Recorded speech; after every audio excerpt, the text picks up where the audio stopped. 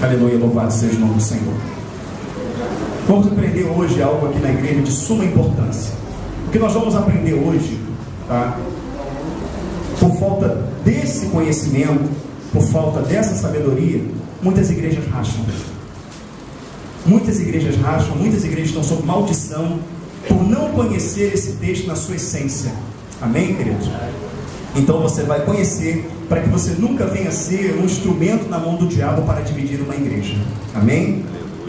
1 Coríntios capítulo 12, no versículo 12, diz assim a palavra do Senhor: porque assim como o corpo é um e tem muitos membros, e todos os membros, sendo muitos, são um só corpo, assim é Cristo também.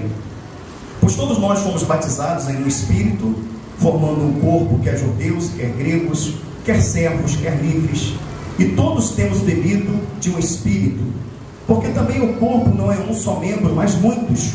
Se o pé disser, porque não sou mão, não sou do corpo, não será por isso do corpo? E se a orelha disser, porque não sou olho, não sou do corpo, não será por isso do corpo? Se todo o corpo fosse olho, onde estaria o ouvido? Se todo fosse ouvido, onde estaria o olfato? Mas agora Deus colocou os membros do corpo, cada um deles como quis. E se todos fossem um só membro, onde estaria o corpo? Agora, pois, há muitos membros, mas um corpo.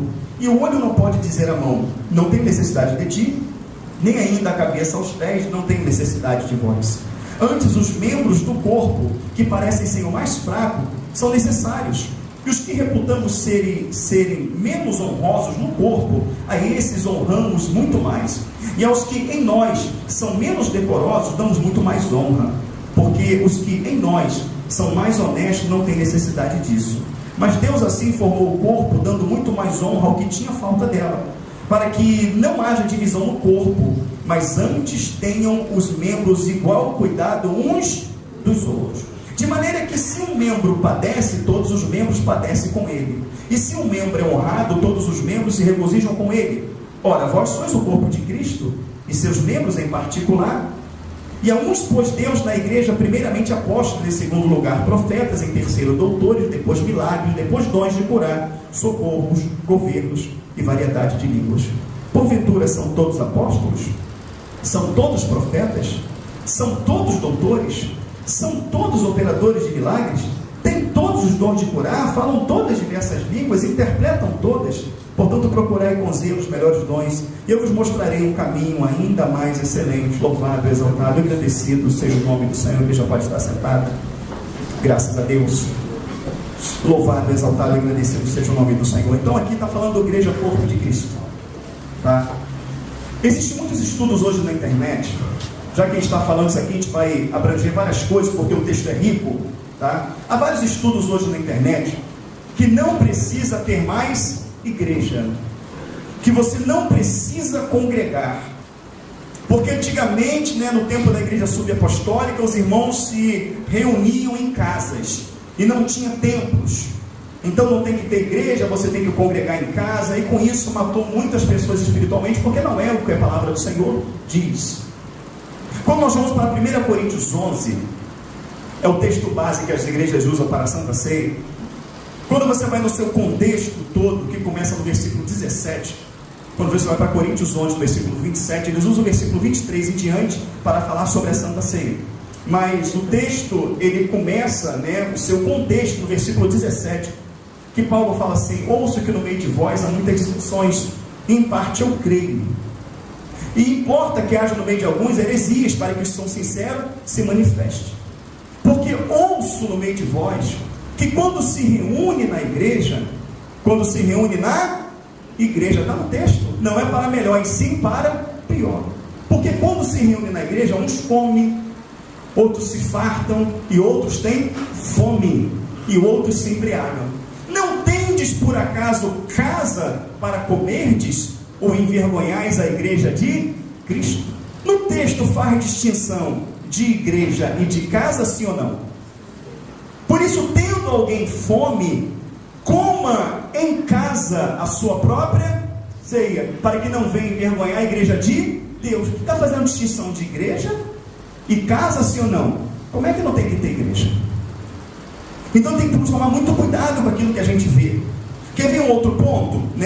Quando você vai lá para o capítulo 16 de Romanos, primeiro capítulo, ele fala assim: mando recomendações a Febe, não é isso? A Priscila, cooperadoras na minha obra, não é isso? A qual a igreja funcionava em sua casa. Era na casa, mas era a igreja de Cristo. A igreja subapostólica era uma igreja de perseguição, era uma igreja perseguida, a igreja dos mártires ali, não é isso? Então hoje ela estava aqui, amanhã ela estava lá.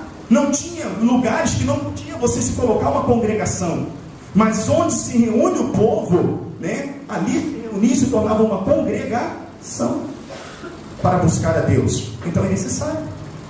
E muitos outros textos você vai ver o Senhor visitando João na ilha de Patmos, não é isso? E mandando João escrever as coisas que estavam acontecendo, as que ainda iriam acontecer, e ele manda escrever 7 igrejas da Ásia.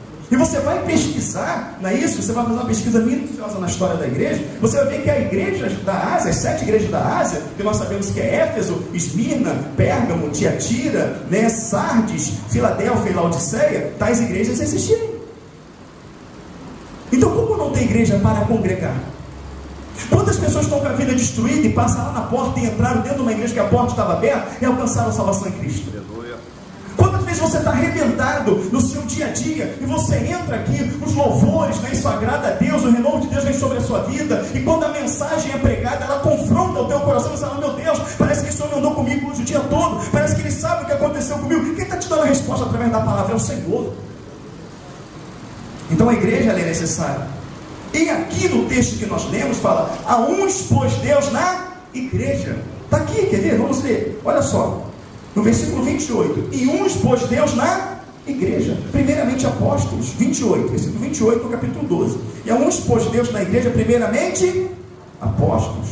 A igreja está aí? Se a igreja está aí, diga amém. Amém. E a uns pôs Deus na igreja, primeiramente apóstolos. Em segundo lugar, profetas. Em terceiro lugar, doutores. Depois milagres, depois dons de curar, socorros, governo, variedade. Ou seja, não só constituiu a igreja, mas constituiu a ordem dela dentro dos seus serviços necessários. Está escrito aqui. Mas antes disso ele explica o que é uma igreja. Igreja, corpo de Cristo. Aconteceu um problema, não é isso? Aconteceu um problema aqui, alguma coisa, alguém cortando, mexendo. O Alexandre, Diácono Alexandre, não vai acontecer, não, é só um exemplo. O Alexandre está mexendo aqui, tal, aquela coisa toda, deu um problema aqui, a serra, bum, o dedo dele caiu no chão, perdeu o dedo na hora. A gente pega e corre, passou a correr o Alexandre. Quando chegar, a primeira coisa que o médico pergunta é o quê? Cadê o dedo? Para que o médico pudesse implantar aquele dedo no lugar. E aí o que acontece? Quando chega lá, doutor, esquecemos o dedo, se preocupou em socorrer, mas então vou ter que suturar, não tem como aí recuperar o dedo dele. Tá bom. Passa 2 dias, a gente vem para o culto, o Alexandre vem com o dedo enfaixado. Quando a gente chega aqui, o que está no chão? O dedo. E como que aquele dedo vai estar? Podre, morto, porque aquele dedo parou de circular nele sangue, parou de circular vida. Então o que a palavra quer me ensinar com isso? Que um membro, o corpo tem muitos membros: orelha, olhos, boca, mãos, dedos. Assim como o membro, o corpo tem muitos membros, assim a igreja também tem muitos membros. Então o que eu aprendo com isso? Que um membro fora do corpo, o que acontece? Um membro fora do corpo, o que acontece? Tu está caminhando, tu está firme, tu está na igreja, tu está buscando, daqui a pouco você deixa de ir à igreja. Ah, não vou hoje não, estou cansado, e não vai amanhã. E um problema que você vê, porque as pessoas, elas pensam que elas não vão ver problema na igreja.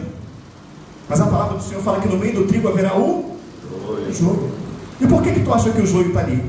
Para que você não queira vir para a igreja. O joio está aí para não te cumprimentar. O joio está ali para te olhar de cara feia. O joio está ali para fofocar. O joio está ali para porfiar. O joio está ali para que a igreja não seja confortável para você. Mas tudo isso cairá por terra quando você vier para a igreja por um propósito: adorar Cristo. Aleluia. Quando você vem para buscar a face do Senhor, não importa se ninguém falar com você, você vem para buscar e adorar a Deus. Amém. O Senhor vai ouvir o teu clamor, vai ouvir a tua súplica e vai falar com você. Ah, eu não vou para a igreja porque o irmão não falou comigo, a irmã não falou comigo, porque se reuniram em tal lugar não me chamaram, porque o fulano fez aniversário e não me chamou. Querido, o que importa é Jesus te chamar para o reino dele. Amém. Continue amando aquele irmão e orando para ele deixar de ser joio e se tornar trigo.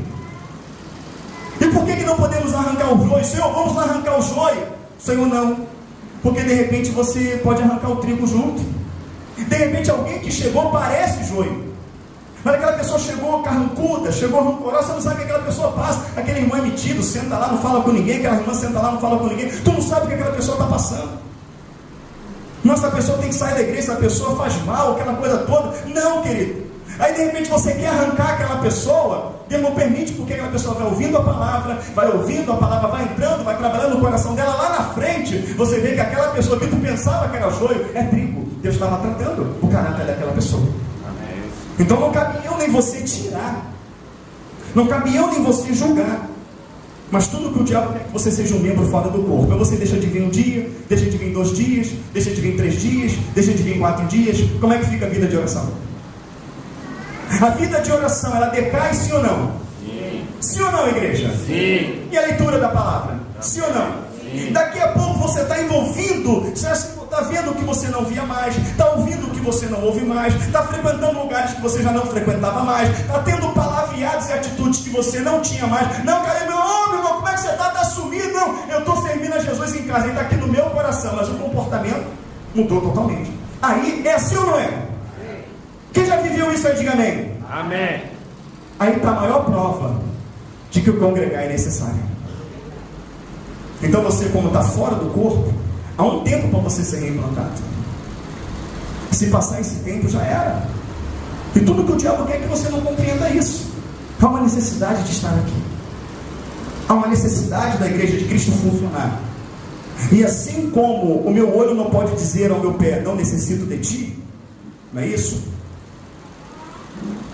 Porque todo o corpo trabalha, todos os membros trabalham juntamente para o bom funcionamento do corpo. Então imagina se você visse uma perna andando na rua sozinha, e aquela perna ela te desse bom dia, você se assustaria? Vamos botar o Elimar ali. O Elimar tem quase 2 metros, tem mais de 2 metros, Elimar. 1,93. Imagina uma perna de 1,93 m andando na rua. Não tem como. O Elimar é alto. Seria uma perna que todos veriam. Olha o Jorge lá atrás, olha lá. Olha lá o Jorge, faz assim, Jorge. Imagina se o Jorge todo fosse um braço. O que seria? Teria corpo? Não, ele seria uma perna. Então todos os membros do corpo, você vai entender, eles trabalham para o bom funcionamento do corpo. Então todos os membros do corpo, eles são importantes. Todos os membros do corpo. O menor, o que você julga menos honroso, ele é muito necessário. E muitas das vezes aquele que não merece tanta honra, você dá muita honra a ele. Então ele está fazendo essa alusão à igreja. Existem pessoas que realmente oram, que realmente buscam, que realmente choram aos pés do Senhor, que acordam de madrugada, que são coluna na igreja, e as pessoas têm aquela pessoa como nada, como ninguém. E tem aquelas que estão em evidência, que estão aparecendo, e todo mundo exalta aquela pessoa, dando mais honra a ela, onde na verdade aquela pessoa ela só é bom aos teus olhos, mas lá fora, no que ela faz, no que ela vive, Deus o reprova. Então a Bíblia está ensinando. Mas a grande questão que há de necessidade na igreja, ela está clara aqui. Há uns por na igreja, primeiramente apóstolos, em segundo lugar profetas, em terceiro doutores, depois milagres, dons de curar, socorro, governo, variedade de línguas. Há necessidade sim. Mas se essa igreja não tivesse ninguém lá para te orientar no portão, se ela não tivesse ninguém para te receber ali na porta, seja bem-vindo, meu irmão, sente aqui, toma uma coletânea, uma Bíblia. Se não tivesse ninguém para limpar aqueles banheiros ali, quando você chegasse e visse aquele banheiro todo sujo, não é isso? Cheio de fezes no vaso, o chão podre, você olharia e falaria: essa igreja é uma igreja desorganizada. Ninguém me cumprimentou, ninguém me deu atenção. Olha que banco sujo, olha que chão sujo, olha só, não tem copo para beber água, olha só, não tem instrumentista, não tem nada. Que igreja desorganizada, que igreja ruim. Então, para uma igreja funcionar, não é isso? Há muitos mecanismos que envolvem. Cada função desempenhada dentro da igreja ela é importante. O irmão que está lá no portão, o irmão que te recebe, o irmão que prega, o irmão que louva, os que limparam a igreja, os que limparam o banheiro, os que estão orando de madrugada, os que estão buscando, todos esses membros estão trabalhando para o bom funcionamento do corpo. Mas por mais que os braços do Jorge trabalhem bem, Por mais que as pernas do Jorge trabalhem bem, por mais que todo o organismo do Jorge trabalhe bem, e o Jorge faz um bom trabalho na casa de alguém, ele executa um serviço com perfeição, as pessoas vêm, começam a palpar o braço do Jorge e falam: ó braço, eu quero te elogiar, braço, porque você fez um ótimo trabalho, braço, olha a perna, que trabalho que você fez, pé, nem digo de você, pé, é isso que as pessoas falam, não, Jorge, você fez um bom trabalho. As pessoas vão olhar para o rosto do Jorge, vão olhar para a face do Jorge, vão olhar para a cabeça do Jorge e vão falar com o Jorge. O corpo todo trabalhou para que o Jorge levasse o mérito. Igreja, corpo de quem é o cabeça? Todo o funcionamento da igreja é para que Cristo leve o mérito. Aleluia. É para que Cristo venha aparecer. É para que Cristo seja visto, é para que Cristo seja notado. Olha, eu fui naquela igreja e eu senti a presença de Deus, desde a hora do portão, com o tratamento dos irmãos, com o carinho que eles me receberam, pela organização daquela igreja, pela limpeza daquela igreja, pela palavra, pelo louvor. Olha, Deus está naquela igreja, aleluia, glória a Deus. Então essa é a preocupação do corpo de Cristo. O bom funcionamento dela é para que as pessoas venham e vejam a glória de Deus manifesta neste lugar. Não é para dizer: olha que grupo de louvor, que instrumentista, que pastor, olha que professoras, não. Que igreja abençoada por Deus. Sentir a presença de Deus ali, que comunhão, que amor, que maravilha. É assim que tem que ser. O corpo trabalha para que o cabeça venha ganhar a honra, a glória, o louvor, o domínio e a majestade. E uma coisa que eu aprendo aqui do corpo é que se um dos membros estão feridos, se um dos membros está doente, se um dos membros padece, todos padecem com ele. Todos padecem com ele. Irmãos, tem igreja que a pessoa está morrendo e ninguém está nem aí. O que essa palavra quer dizer? É que se o Guilherme está com um problema, se o Guilherme está passando uma dificuldade, está passando uma enfermidade, eu sou um com ele. Eu vou me humilhar em oração, vou me humilhar aos pés do Senhor, vou estar junto dele. Se o irmão está passando em necessidade, se o irmão está passando um aperto, vai se juntar toda a igreja. Qual é a necessidade do irmão? O irmão não tem comida. Está complicada a situação dele. Mas nunca viu junto desamparado a sua descendência mendigar o pão, mas o irmão está chegando. O irmão tem que ser tratado. A palavra fala que tem que dar o alimento, né? Ele tem que dar a palavra, tem que dar também o alimento. Mas Paulo fala que ele sabe passar diante do Senhor fartura e fome. Então, pelo texto, Paulo passou fome algumas vezes, sim ou não? Sim. Qual foi a circunstância disso? Vamos analisar, vamos sentar, vamos ver. Então, se o meu irmão está passando necessidade, pô, meu irmão, qual é a tua necessidade? A minha necessidade, poxa, hoje para resolver tudo aqui, resolver tudo, poxa, para resolver, para comprar, para pagar, tá. E meu irmão, é muito, é R$1.000. R$1.000 para mim, tirar do meu bolso, vai ser difícil. Mas tendo 100 pessoas na igreja, cada um dando R$10, chega a 1.000, sim ou não? Eu resolvi o problema do meu irmão com R$10. Isso é igreja, irmãos. Ah, o irmão não tem geladeira, não tem geladeira? Quanto é uma geladeira? Ih, rapaz, a geladeira é R$1.500. Ih, rapaz, para mim comprar uma geladeira sozinho fica ruim. Mas se juntar todo mundo e comprar uma geladeira para o irmão, quanto vai ser essa geladeira para cada um? Então, se o membro padece, todos padecem com ele. Essa é a visão de igreja. É a igreja primitiva, que tinham todos em comum. A Bíblia está ensinando, de forma que se um membro padece, todos os membros padecem junto com eles. Isso é a igreja de Cristo. A igreja tem que ser assim, ela tem que ser dessa forma.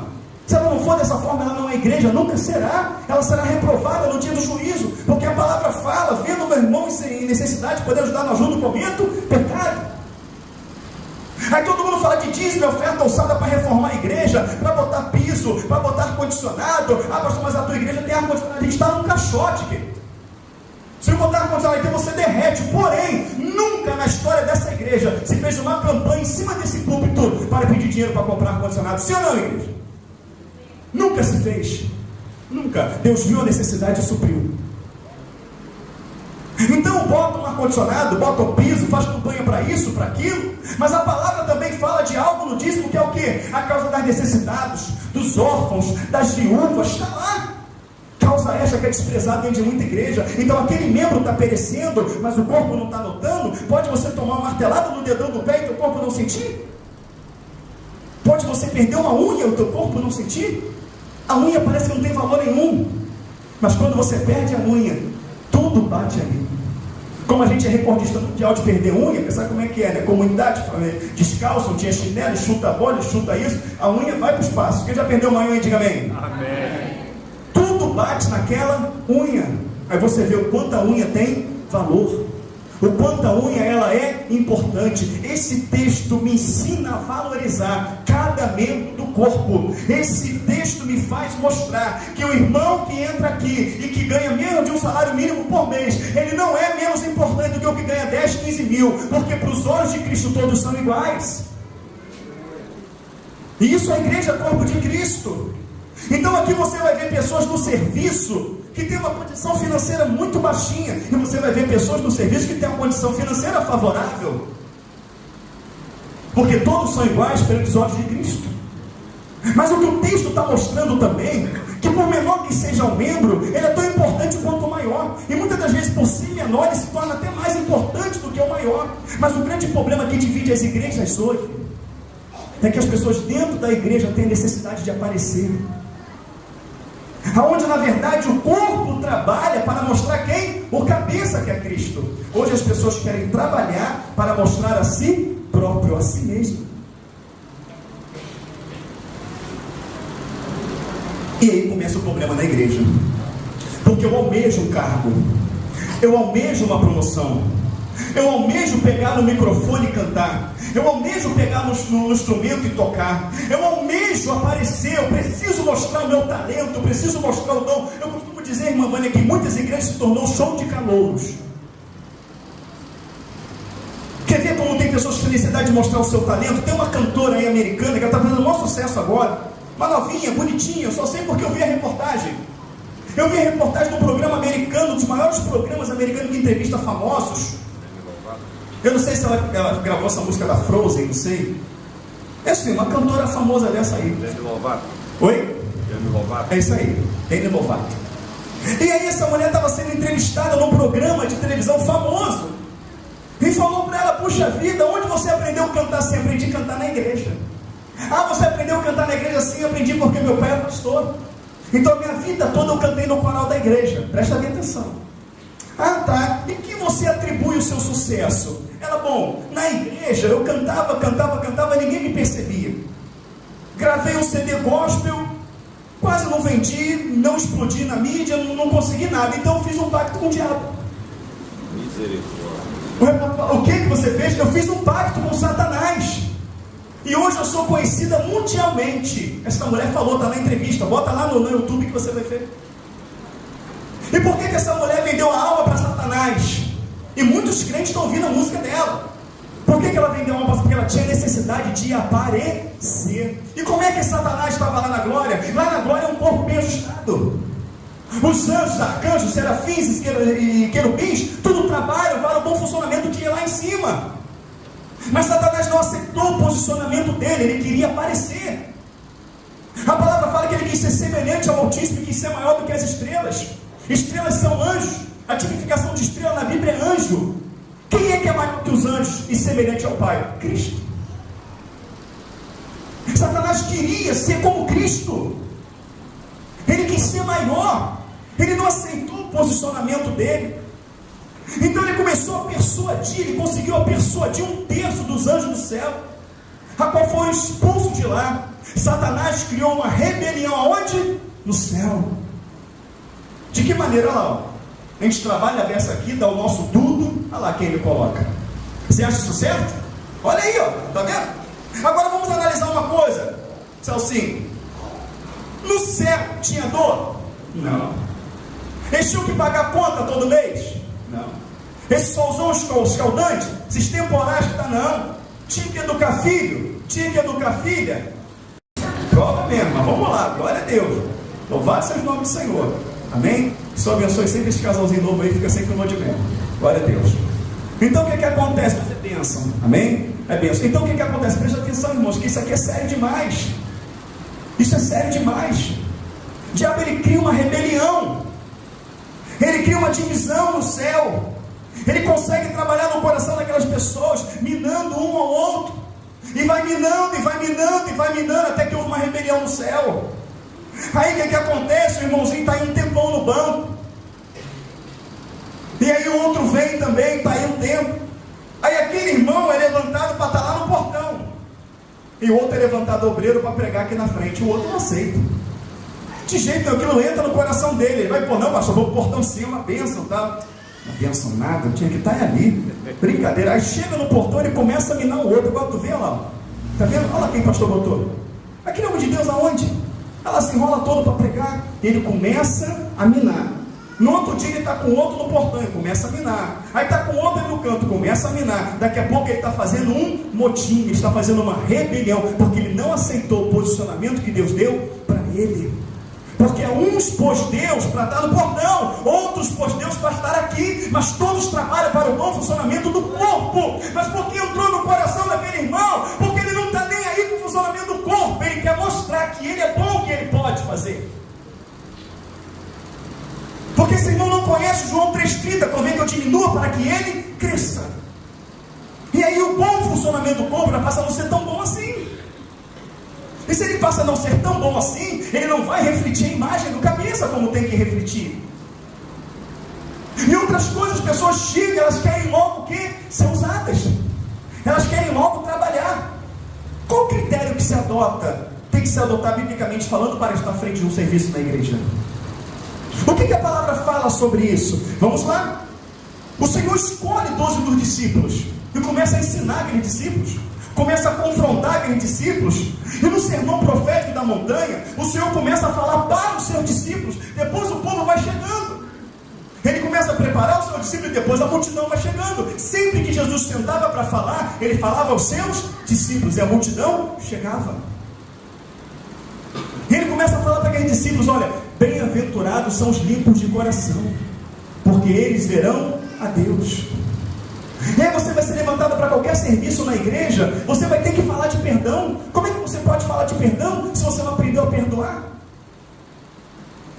Como é que você pode falar de perdão se no seu coração há rancor, se ele há ódio, se ele há amargura dentro dele? Como você pode falar disso? Você não está pronto. Jesus foi confrontando. É preciso perdão. Ó, se te bater na tua face, bate na outra. Se obrigar a caminhar com você uma milha, vai com ele 2. Olha, bendiz quem vos maldiz. Está vendo o que a palavra fala? Bendiz aquele que fala mal de você. Ama quem te odeia. Jesus fez isso, sim ou não? Sim. E aí os discípulos começam a estar um tempo, e vê Jesus curando, e vê Jesus libertando, e vê Jesus operando. Sabe qual é o maior engano? As pessoas pensam que Jesus tinha quantos discípulos Jesus tinha? Quantos? Não. 70. Jesus tinha 82 discípulos. Jesus tinha 82 discípulos. O que enfatiza na Bíblia são 12. Mas a palavra você vai ler lá em Lucas 9, Lucas 10. Em Lucas 9 ele manda primeiro os 70 discípulos, de 2 em 2 para pregar a palavra. Lucas 10 ele manda os seus 12 discípulos. Está escrito na palavra de Deus. Não se pode mudar o que está escrito. E aqueles discípulos foram, sai em nome de Jesus, o demônio saiu, e vai, não sei o que, vai chegar um momento que não puderam expulsar. E quando não puderam expulsar, você fala: homem de pequena fé. Eles estavam fortes para trabalhar, eles estavam fortes para ir à frente. Jesus fala assim: vai lá, vai que eu vou mostrar que vocês ainda não estão prontos. Quando eles voltaram, Jesus assume tudo de novo, porque é um tempo de preparo. Há um tempo de ensinamento. A própria palavra fala que ele não pode ser neófito. Neófito é novo na fé, começou agora na caminhada, tem 1 mês, tem 2 meses, tem 6 meses, tem 1 ano de igreja, ele não está pronto para exercer um serviço.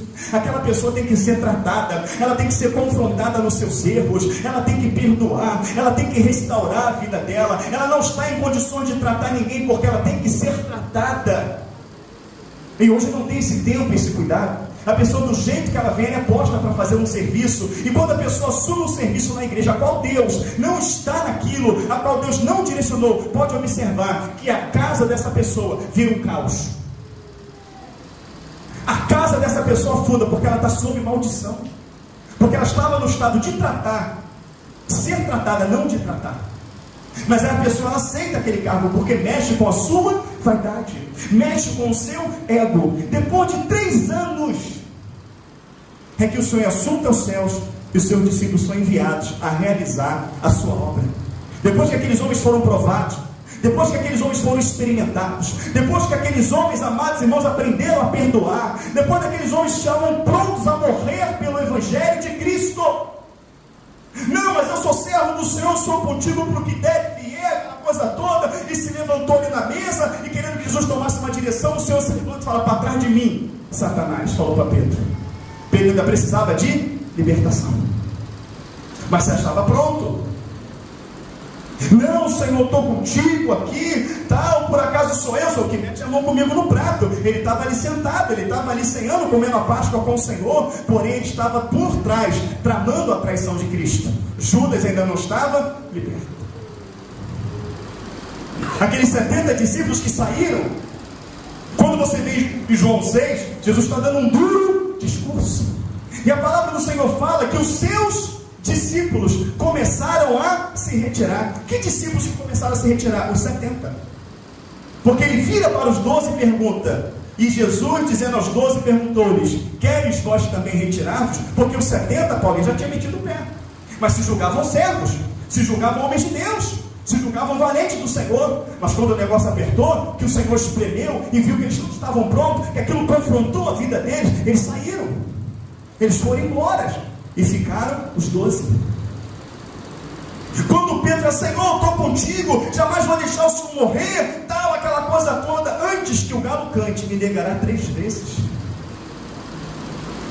E Pedro viu que não estava pronto, e aquilo Deus permitiu, aquilo foi proposital para mostrar para Pedro que ele ainda não estava pronto.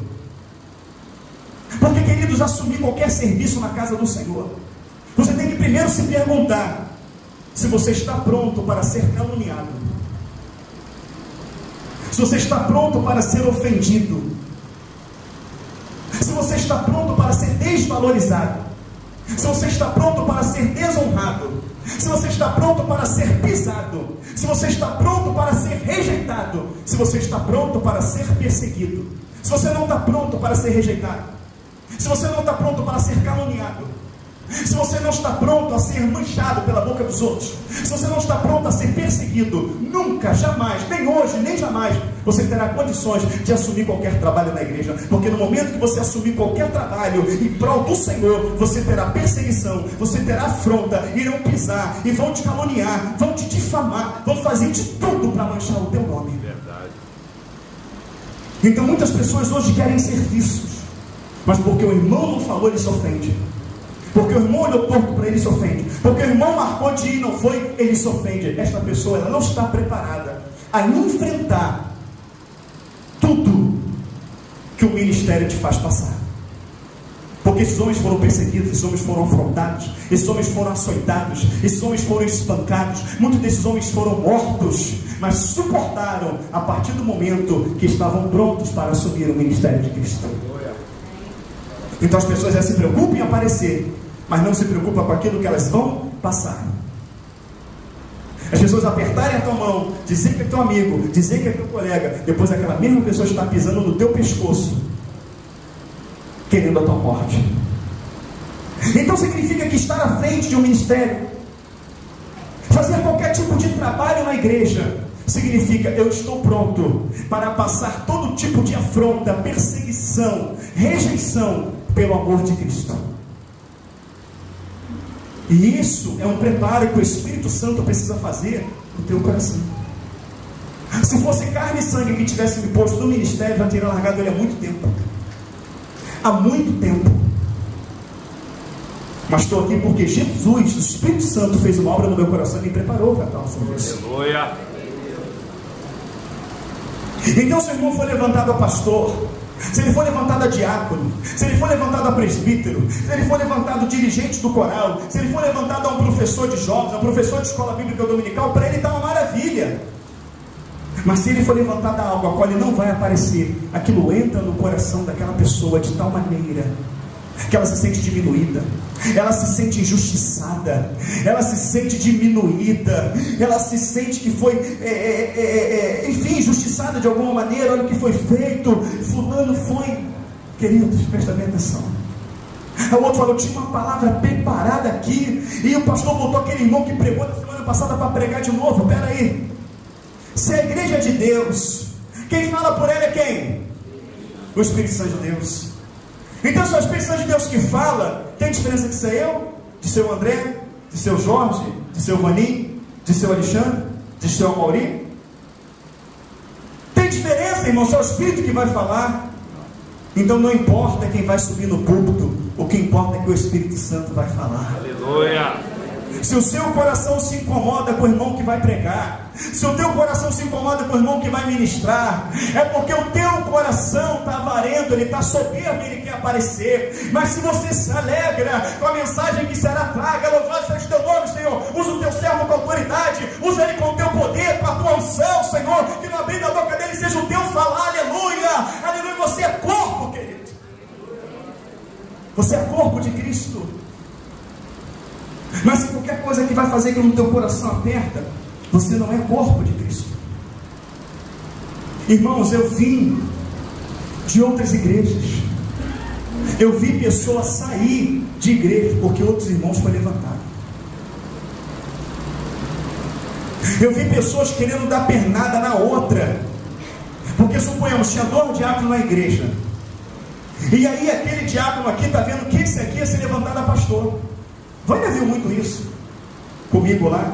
Esse aqui estava prestes a ser levantado a pastor. Esse diácono aqui fazia de tudo para dar uma pernada no outro, fazia de tudo para queimar a imagem do outro, para fazer fofoca do outro, para que o outro fosse jogar de escanteio, para que ele fosse levantado a pastor.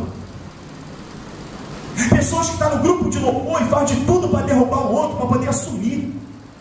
Irmãos, isso não é comportamento de cristãos e de servo do Senhor. E muitas igrejas estão divididas. Tem 1 bilhão de igreja numa rua, porque o irmão não concordou, abriu a igreja dele, o outro não concordou, abriu a igreja dele, o outro não concordou, abriu o ministério dele. Por que não concordou? Se alguém não concorda com essa palavra do nosso Senhor e Salvador Jesus Cristo, esse irmão é soberbo, iracundo, delira acerca de questões e contendas que mais produzem divisão e contenda do que coisas boas. 1 Timóteo 6. Então, amados irmãos, a igreja é corpo de Cristo. É como se uma pessoa feia, que ela não tinha beleza, não tinha formosura, não tinha nada, mas já tivesse um belo par de olhos azuis. Aquela pessoa podia ser feia o que for, assim, mas aí ia olhar para aquela pessoa e olhar os olhos azuis. A pessoa ia falar o quê? Que olhos lindos. Mas aquele olho não seria nada se não tivesse por trás do olho um nervo óptico. O nervo óptico é mais importante do que mesmo a íris que é azul. Mas as pessoas não querem ser o nervo óptico que está lá atrás, elas querem ser a íris que é azul. As pessoas têm necessidade de aparecer. Esse comportamento é maligno, esse comportamento é satânico, esse comportamento não vem da parte de Deus. O que você tem que desejar é ser um servo do Senhor. Tudo que você faz para a casa de Deus, seja varrer, seja limpar, seja estar no portão, seja manobrar um carro, seja tocar um instrumento, seja você que não aparece em nada, trabalha na administração, queridos, todos estão trabalhando para o bom funcionamento do corpo de Cristo. Nós não somos dignos de declarar o nome do Senhor, nós não somos dignos de pegar uma vassoura aqui dentro para varrer, aleluia, mas o Senhor pela misericórdia nos permite trabalhar em prol da obra dele. Aleluia. Isso é uma honra, é um privilégio. É uma honra.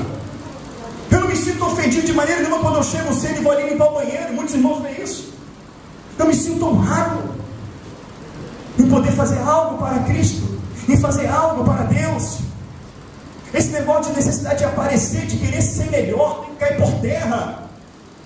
Tem muitas igrejas destruídas que não vivem a palavra de Deus, porque essas pessoas deixam a palavra de Deus de lado e criam o reino dele, criam uma igreja dele, prevalece a vontade dele. Mas João fala em João 3,30, convém que eu diminua para que o Senhor cresça.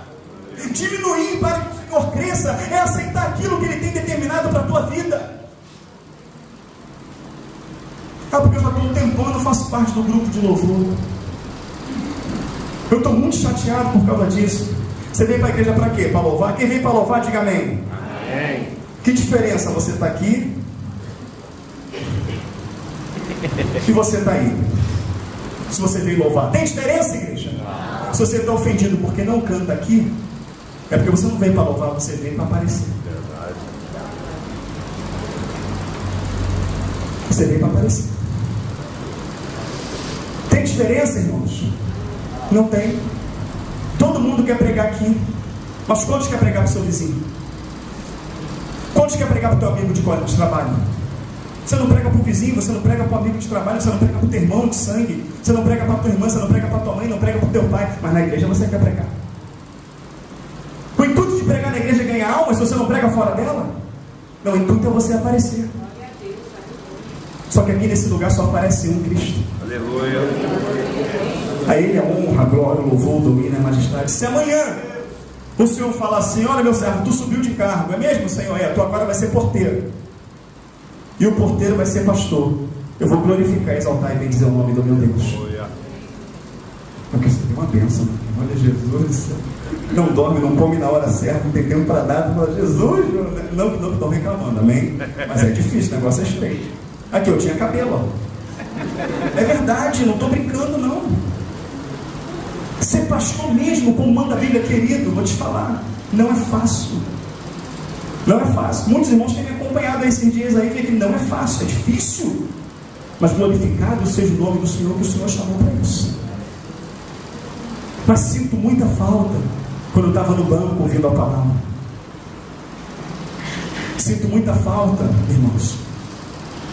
Mas eu estou no posicionamento que Deus me colocou.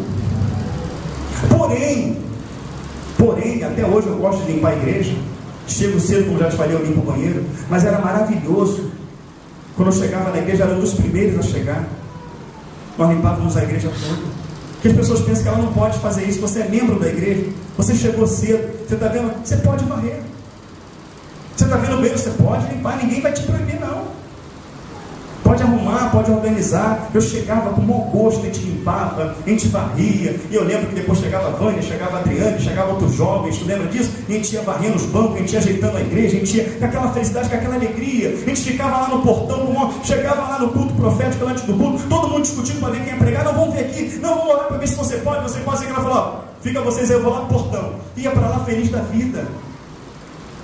Fiquei no portão, limpei a igreja, fiz mutirão, trabalhei nos Manaís, no Retiro, ralava a beça, trabalhamos lá, fomos pisados, fomos afrontados, não estávamos nem aí, era para o Senhor. Abri a mão de vários finais de semana com a minha família para estar lá. Participei de grupo jovem, participei de grupo de louvor, de instrumentista, fui obreiro, fui diácono, fui evangelista. Passei todo o processo que o Senhor quis que eu passasse. Mas todo esse processo foi passado para que eu viesse amanhã saber como lidar com o obreiro, como lidar com o diácono, como lidar com o grupo de louvor, como lidar. Deus experimentou. Houve etapas que as pessoas não querem. As pessoas não querem, elas querem chegar, elas querem ser evidenciadas. Isso não é evangelho, isso não é corpo de Cristo. A uns pôs Deus na igreja, Ele colocou naquela determinada função, Ele fez aquilo ali, tudo é para o bem e funcionamento do corpo. Eu não sou melhor do que você, você não é melhor do que eu, mas tem um que supera todos nós, é Cristo.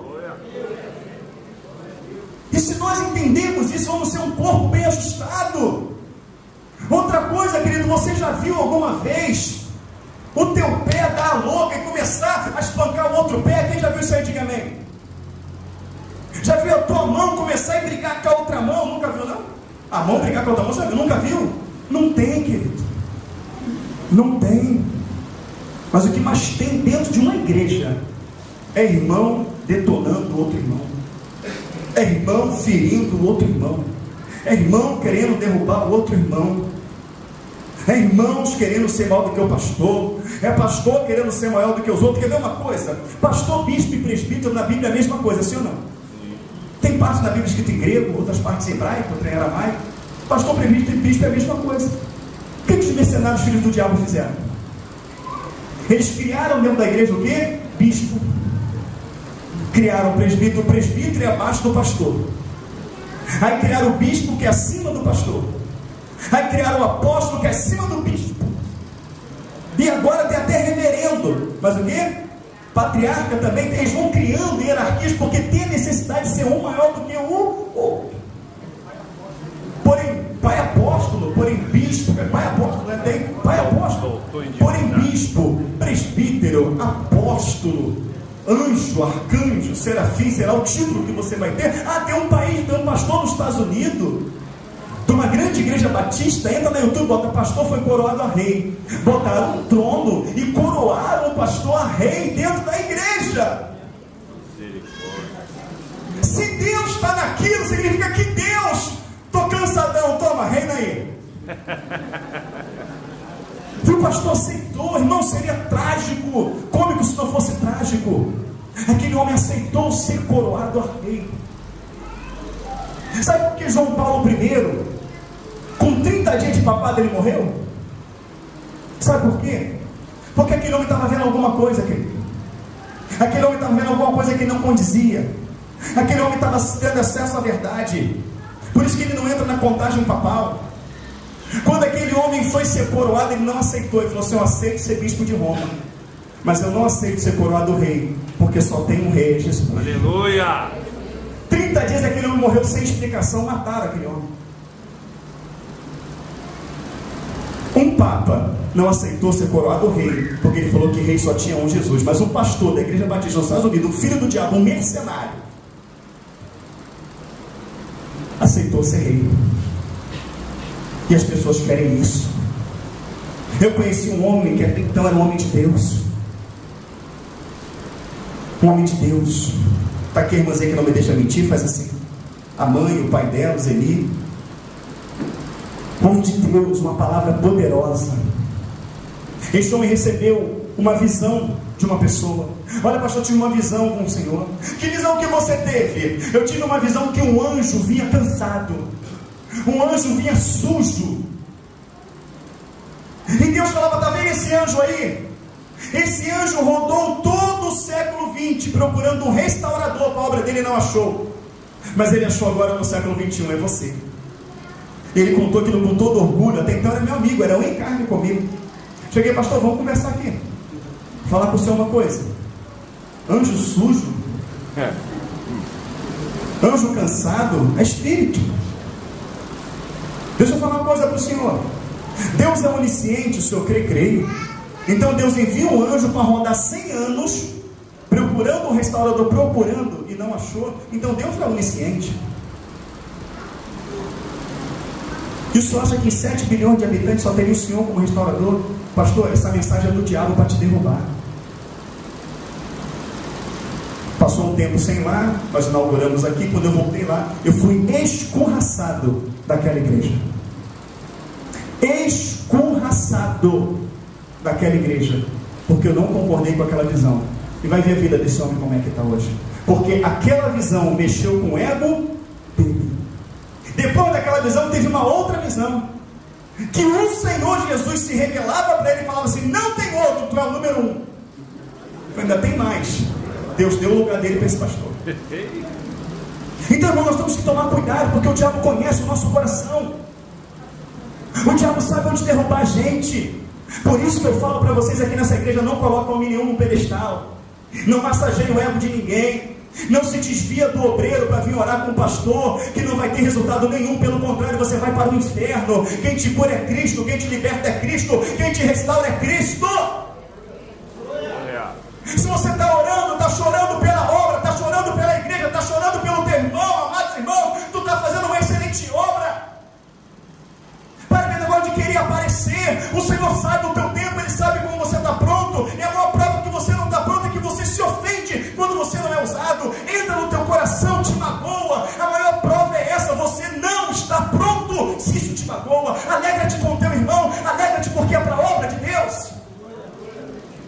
É a obra do Senhor para que vidas sejam ganhas, é para que vidas sejam libertas. Não importa quem seja usado, o que importa é que os precisamos estejam na frente. E nós temos que entender isso. Senhor, eis-me aqui, faça de mim o que tu queres. Aleluia. Senhor, eis-me aqui, cumpre em mim o teu querer. Senhor, cumpre em mim o teu propósito. Existe uma coisa que Elias falou para Eliseu: pede-me o que você quiser. Eliseu podia pedir prata, podia pedir ouro, podia pedir até para ser profeta. Ele não pediu para ser profeta, ele só pediu: eu quero a porção dobrada do Espírito que está em você. Ele não queria realizar mais milagres do que Eliseu, do que Elias, não. Ele queria ter o temperamento de Elias. Ele queria ter o comportamento de Elias. Ele queria ter a paciência de Elias. Elias dava um testemunho. Elias, eu não quero nada, eu quero ser como você. Eu quero porção dobrada. Eu quero ser temperante, longânimo, benigno. Eu quero ter comunhão com Deus. Eu quero ter acesso a Deus. Eu quero ouvir, eu quero sentir. Eu quero poder ser usado por Deus. Foi isso que ele almejou. Amados irmãos, e eu vejo que é essa coisa de oportunidade, de aparecer, se isso está no teu coração, querido, quando a direção de Deus para o pastor não for aquilo que você quer, em questão de tempo você sairá daí. Em questão de tempo você vai sair falando de um, falando de outro, achando que está certo, quando na verdade você está errado. Entenda bem, vou falar uma coisa para você.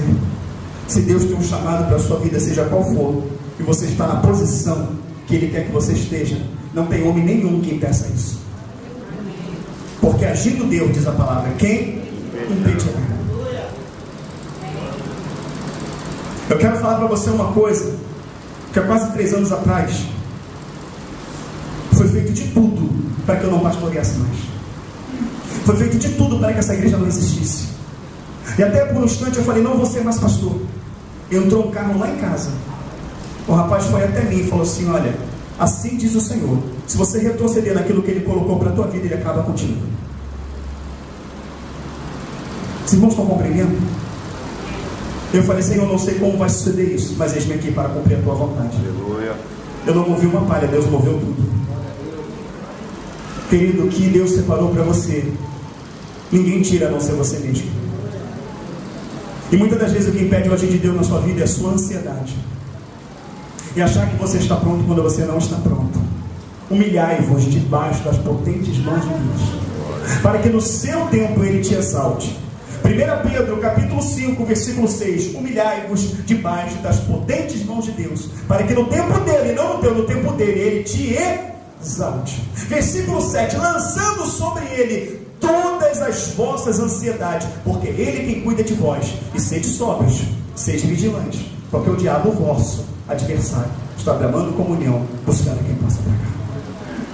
Ah, que o pastor só chama fulano, só chama A, só chama B para orar, não me chama para orar. Querido, orando daí de coração sincero, se você veio para orar, o efeito é o mesmo. Porém a gente também não quer que expor ninguém. No culto de quarta-feira o que eu mais quero é botar todo mundo para orar. Mas tem pessoas que quando pegam o microfone na mão, só falta infartar. E não é vergonha nenhuma, ela não foi chamada para aquilo ali. Mas se você chegar para mim e falar: pastor, eu estou muito feliz orando aqui no banco, mas o dia que precisar de um valente aí na frente para estar orando, conta comigo. Eu vou saber que eu posso te chamar para orar. Comunicação.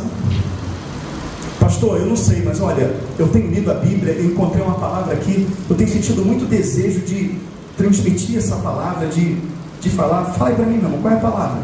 E, meu amado, isso aí é tremendo, quarta-feira tu vai pregar. Mas o fato de você pregar não quer dizer que você vai ser pastor, que você vai ser presbítero, mas de repente Deus te deu algo.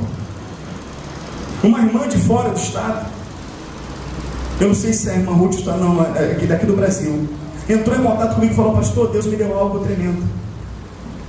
Deus me deu uma palavra, pastor, mas uma palavra tão impactante, uma palavra tão firme. Mas eu sei, pastor, não tem condições de trazer uma palavra, isso não é para mim, mas eu estou sentindo o coração de compartilhar essa revelação com o Senhor, para que o Senhor traga.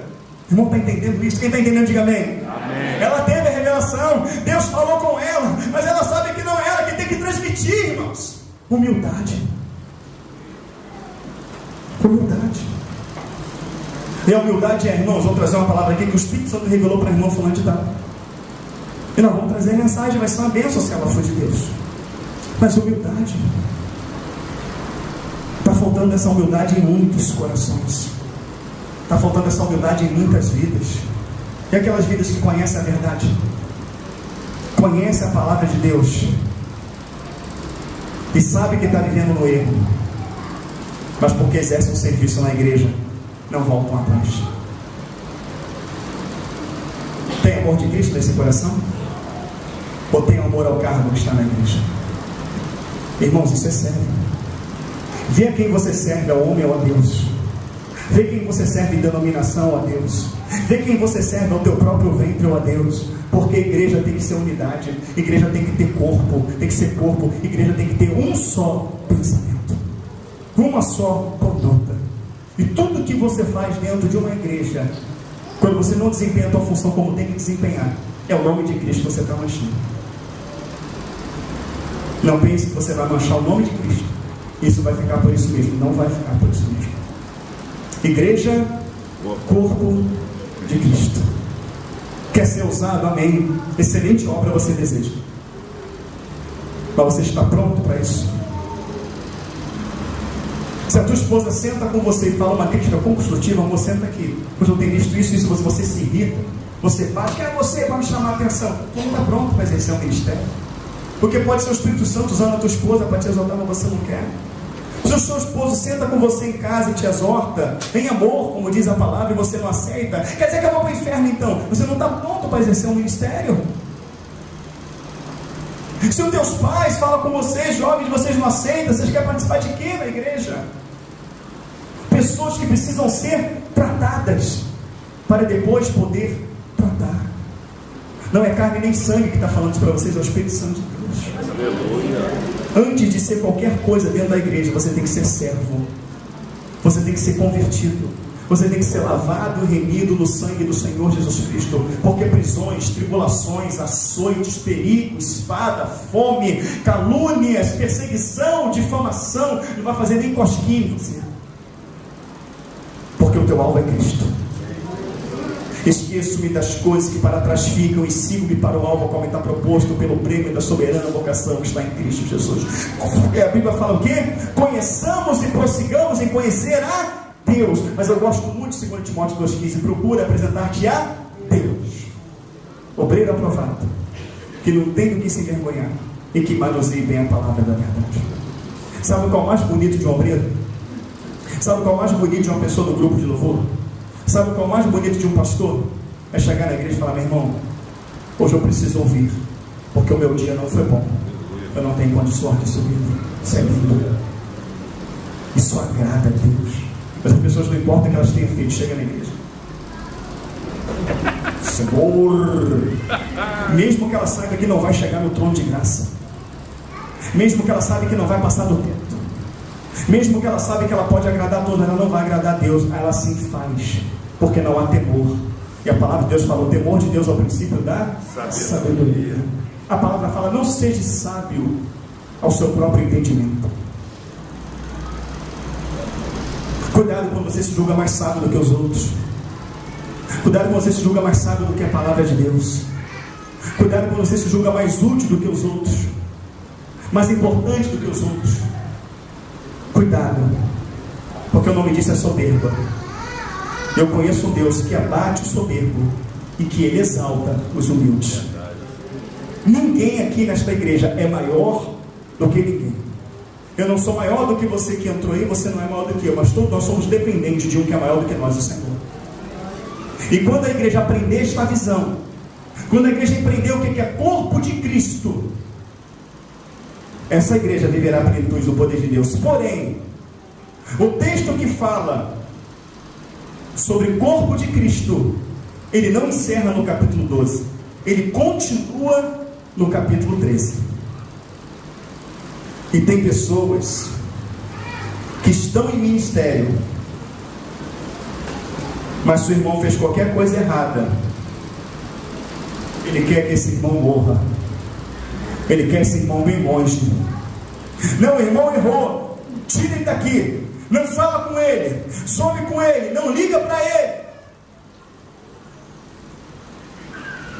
A palavra do Senhor fala aqui para um homem ser um homem de Deus, exercer um ministério, porque ele está falando de governo, Ele está falando aqui de governo da igreja, tá? E olha só o que ele vai falar, versículo 28 do capítulo 12, ó. Aonde pôs Deus na igreja, primeiramente apóstolos, em segundo lugar profetas, em terceiro lugar doutores, depois milagres, depois dons de curar, socorro, governo, variedade de línguas, amém? Olha o que ele fala no capítulo 13, versículo 1. Ainda que eu falasse a língua dos homens e dos anjos, e não tivesse amor, seria como metal que soa, ou como sino que retire. Isso aqui é o contexto do capítulo 12. Ele está falando que esses homens têm que ter para exercer o ministério. Esse homem pode falar a língua dos anjos, dos homens, pode profetizar, falar em língua, entregar para todo mundo, né? Isso, aquela coisa toda. Se ele não tiver no coração dele o amor, é como um metal que ressoa, como o sino que tira. Ainda que ele tivesse o dom de profecia, e conhecesse todos os mistérios e toda a ciência, ainda que tivesse toda a fé, de maneira que tal, que transportasse os montes, não tivesse amor, nada seria. Você ama o teu próximo, você ama ele como você mesmo, você é capaz de dar sua vida por ele, você é capaz de dar sua roupa para ele, você é capaz de dar o seu alimento para ele, você é capaz de colocá-lo dentro da sua casa se for necessário. Não, então você não está pronto. 3. Ainda que distribuísse toda a minha fortuna para sustento dos pobres, e ainda que entregasse o meu corpo para ser queimado e não tivesse amor, nada disso me aproveitaria. Porque tem gente que distribui muito, Aline, tem gente que faz muitas coisas, mas ela não faz por amor, ela faz para aparecer, ela faz para ser evidenciada, ela faz caridade a um, mas arrebenta a outros. Quantas empresas aí, para ter isenção fiscal, ela mantém ONGs, ela mantém casa de caridade. Aquilo não é amor, aquilo é para isentar o imposto dela. E os funcionários que estão naquela empresa estão lá morrendo de tanto trabalhar, não recebem hora extra, não são dignos do seu trabalho, estão ali quase que escravos. Mas o dono da firma se preza como um bom moço, ele se pode, não, isso aí faz caridade, esse homem é um homem muito bom, ele doa não sei quanto para a Criança Esperança, ele doa não sei quanto para a Legião da Boa Vontade, mas ele não tem amor. O amor é sofredor, é benigno. O amor não é invejoso, não trata com leviandade, não se exorbebece. Alguns textos da caridade, sabe qual é a diferença do amor para a caridade? O amor é sentimento, a caridade é amor praticado. É quando você coloca o amor em prática. Então seria assim: a caridade é sofredora, é benigna, a caridade não é invejosa, a caridade não trata com leviandade, não se exorbebece, não se porta com indecência, não busca os seus interesses,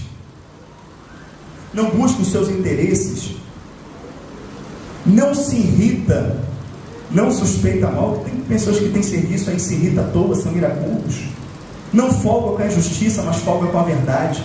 Tudo sofre, tudo crê, tudo espera, tudo suporta. O amor nunca falha. Mas havendo profecias serão aniquiladas, havendo línguas cessarão, havendo ciência desaparecerá. Ele fala: porque em parte conhecemos, em parte profetizamos, mas quando vier o que é perfeito, então o que é em parte será aniquilado. O amor nós conhecemos ele em parte, porque o amor verdadeiro nós vamos conhecer em Cristo. Mas não, se eu não tiver um amor que eu suporte tudo isso, eu não amo. E quantas pessoas não suportam nem a sua esposa? Quantos não suportam nem os seus maridos? Quantos não suportam os seus filhos? Quantos não suportam o seu trabalho? Como que você vai suportar toda a afronta que pelo reino de Deus você há de sofrer? Então, irmãos, compreenda desta maneira. Porque quando nós vamos para 1 Timóteo 3 e Tito, capítulo 1, você vai ver muitos outros critérios que um homem e uma mulher de Deus tem que ter, e que de repente você não está enquadrado ou inserido nele. Então, irmãos, pensa bem, antes de você assumir uma função na igreja. Mas outra coisa também, muitas pessoas são levantadas, e Deus sabe que aquelas pessoas vão cair. Que é isso, pastor? A palavra fala que ele passou a noite toda no monte orando, para escolher os seus discípulos. Judas estava no meio? Estava. Tomé estava no meio? Estava. Então por que Deus levanta essas pessoas? Eu vou te dizer por quê. Eu estou tempão aqui na igreja, nunca fui usado para nada, nunca fui levantado para nada. Isso aí, pastor, levanta pela amizade. Eu derrubarei, levanta isso. levanta aquela, sabendo que não vai à frente, mas para não dizer que não teve uma oportunidade, ou só para que Deus prove para ele ou para ela que ele não estava pronto, que ela não estava pronta. Quem aprendeu um pouquinho com Coríntios 12 aí, diga amém. Amém. Amém, queridos? Amém. O Senhor foi bondoso, porque esse texto bate muito. Esse texto bate muito. Todo mundo quer ser tudo, mas poucos querem ser servos do Senhor. Eu não me importo de sentar aí. Eu não me importo do Senhor falar assim: você vai sair daí, você vai para uma igreja com 3 pessoas na África. Eu não me importo, desde que seja a vontade de Deus. Eu não me importo de Deus pegar aqui e me levar para um país rico e me botar para 10 mil pessoas para pregar. Eu não me importo. Eu não me importo de Deus me levar aqui e me levar para pregar lá no sertão do Quixadá com uma pessoa. Eu não me importo, desde que eu esteja fazendo a vontade de Deus. Porque a vontade de Deus, ela é boa, ela é perfeita e ela é agradável. A palavra do Senhor fala: quer comamos, quer bebamos. Aí você abre um leque, porque o texto quer mostrar isso. Ele quer abrir um leque. Quer eu esteja no portão, quer eu limpe o banheiro, quer eu varra, quer eu toque, quer eu cante, quer eu pregue, façamos tudo para a glória do Senhor. Façamos tudo em nome do Senhor. Tudo para Ele, sem Ele, nada do que foi feito aqui teria sido feito. Aprenda isso, e que o Senhor te abençoe em nome do Senhor Jesus Cristo. Amém?